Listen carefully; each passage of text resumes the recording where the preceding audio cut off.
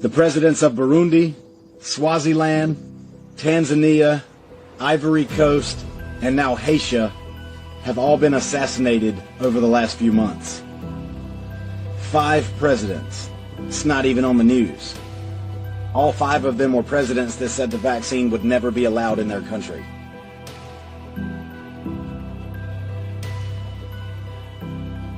And he refused to buy the vaccines from COVAX. He talked bad about the PCR test. He didn't believe that it was too useful in detecting coronavirus. Didn't he stage a kind of public stunt to mock the PCR test where he... Yes, on state television, they did a COVID test on, I think it was a pawpaw, which is like a fruit, and a goat odor oil. And they all came back positive. And he was like, listen, we're not going to shut down the economy because of these tests. They obviously aren't working.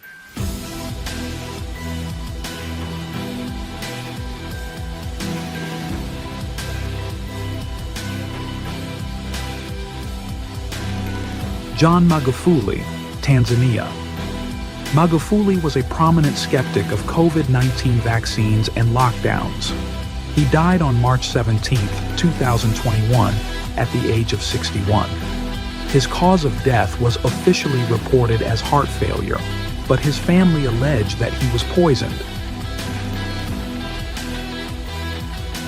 Tanzania is in national mourning for the next 2 weeks following the death of President John Magufuli. The late president had downplayed its dangers, previously claiming that Tanzania had defeated the virus through prayer. Western media's portrayal of Magufuli, although positive in the early stages of his career, quickly developed into an all-out smear campaign, especially during the COVID pandemic, when Magufuli refused to implement any major lockdowns or mask mandates. And when he unexpectedly died in March of 2021, Western media was slow to show empathy. The main source of mainstream media reporting came from this guy, Tundu Lissu. He was also formerly employed by the World Resource Institute. This institute is funded by some of the same entities I mentioned earlier, like Bill Gates, Rockefeller, and Shell, and tech companies like Google. 2 years ago, on March 22, 2021, Tanzanian President John Magufuli was buried amidst much public sympathy. Unfortunately, he is only the best-known case in a whole series of sudden and mysterious deaths of influential personalities who stand out for their stance against global corona politics and were, as it were, buried with them. Tanzania. Magufuli became known internationally when he publicly questioned the suitability of PCR tests and ended their use and the collection of corona statistics. He was one of the few government leaders in the world to resist pressure to introduce coercive measures against his people. In June 2020, he declared his country corona-free. His people subsequently re-elected him on October 28 with 84%. After rejecting corona vaccinations in early 2021 because they had not been adequately tested, an article sponsored by the Bill and Melinda Gates Foundation appeared in The Guardian newspaper on February 8th, declaring Magufuli a public health threat.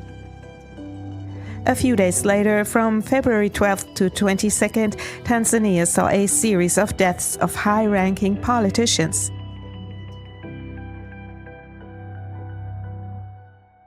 Japan has officially launched a COVID mRNA task force to investigate alleged crimes against humanity perpetrated during the COVID pandemic, specifically related to the rollout of the experimental mRNA vaccines. According to Japanese prosecutors, the vaccines are causing the greatest human mass die-off in thousands of years, and the culprits must be identified and held responsible for the pain and suffering they have caused. The investigators also have a dire warning for those of us in the West. Do not listen to the mainstream media and Big Pharma, as they are not engaged in science, but rather a eugenics experiment, and they've proven themselves to be enemies of the people. The Minister of Labor from a traffic accident, the Chief Secretary to the President, and a long-time permanent secretary from unknown causes.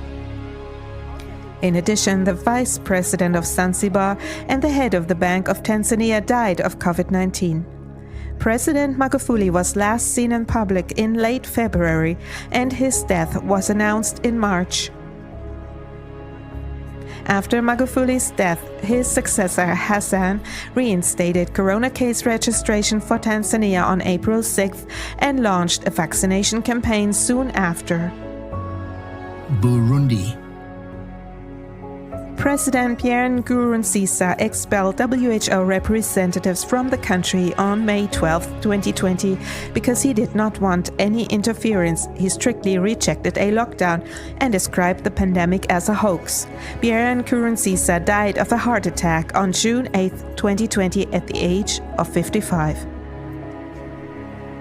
Eswatini. Prime Minister Ambrose Mangolo Dlamini wanted to fight the pandemic through his own efforts and further expand the health structures already in place in his country. He died on December 13, 2020, at the age of 52. Two of his ministers followed shortly thereafter in January. COVID-19 was listed as the cause of death for all of them. The government ordered 1.3 million vaccine doses for Eswatini as recently as January, and vaccinations with AstraZeneca began in March. South Africa, Zimbabwe, and Malawi. By January 2021, 12 politicians had died in South Africa and 4 ministers in neighboring Zimbabwe within the space of a week. The events in Malawi were particularly striking. There, a court found that a lockdown would unfairly affect the poor population, whereupon the government did not impose one. Then, within 48 hours, 3 sitting ministers and the former head of the central bank died, all from COVID-19. 6 days after the deaths, the Malawi government imposed a lockdown for the first time, and vaccinations with AstraZeneca began in March. Haiti. In Haiti, neither authorities nor the country's people complied with corona measures, and treatment centers closed due to too few patients. More than 700,000 doses of AstraZeneca were rejected in May, and another 130,000 doses in June because of possible side effects.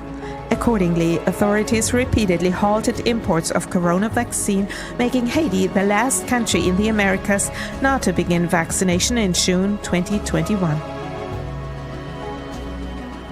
On the night of July 7th, 28 heavily armed men advanced on the home of President Jovenel Moïse. Some penetrated to his bedroom and shot him. After Moïse's death, massive unrest broke out in the country.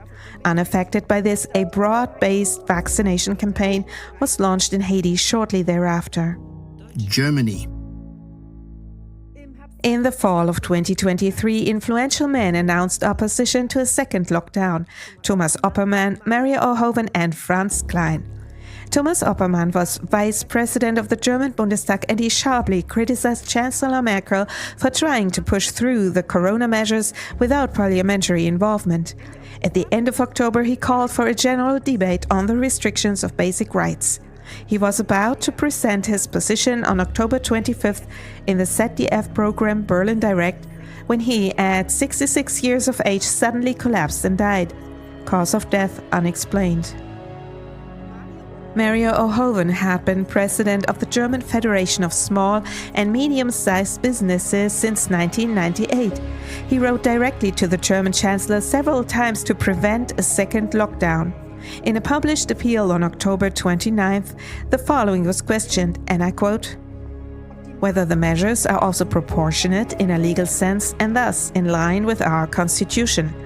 As an association, we will initiate such a review in the interests of small and medium-sized enterprises. In the end, there could be an appeal to the Federal Constitutional Court." 2 days later, Ohoven's vehicle crashed into the center guardrail on the highway for an unexplained reason, killing him. Franz Klein was the head of the Hamburg Hotel and Restaurant Association. When the Infection Protection Act was to be tightened in November, the association announced a lawsuit before the Federal Constitutional Court. 2 days later, Franz Klein died suddenly and unexpectedly at the age of 72. From November 2nd, a renewed lockdown was enforced in Germany, which was tightened in December, only after 4 months were gradual easings adopted. In the meantime, the vaccination campaign, which was massively advertised as the only way out of the pandemic, had begun. It shoots a tiny dart made of ice that would lodge into the skin, leaving only a small red dot. Each of these darts are loaded with a deadly poison from shellfish. And once inside the body, the poison disrupts nerve signals, which paralyzes muscles. This would cause the heart to beat in a weird, uneven rhythm until it completely stopped, killing the person within minutes. These guns were used by the CIA to take out people without leaving a trace, making it look like a heart attack. I'm a practicing doctor in an emergency department, and I must unfortunately obscure my identity on account of the governing regulatory body being on the prowl for those speaking out against the national COVID vaccination program. But I am blowing the whistle. I'm increasingly perplexed at the continued government backing of a medical intervention marred by serious complications in the young when there are zero benefits this treatment offers them. The Phase 3 safety trial for 5 to 11-year-olds featured a mere 600 or so subjects receiving the test substance, and in that 6-month preliminary study there were no reported serious adverse side effects from it. The study then goes on to say there are always serious complications that can arise thereafter, but these are unpredictable. Well, since we've actually seen an overall spike in the number of cases of myocarditis and pericarditis in the young since the beginning of the COVID vaccination program, and exclusively following administration of the Pfizer Comirnaty and Moderna Spikevax vaccines, one can logically put 2 and 2 together and surmise that the vaccine had something to do with these serious complications. In Colorado, in fact, 25% of the deaths counted as COVID deaths don't even have COVID on the death certificate. Let that sink in for a moment. You'd literally get shouted down, insulted, or more likely permanently banned from social media like Twitter and Facebook for putting out the truth.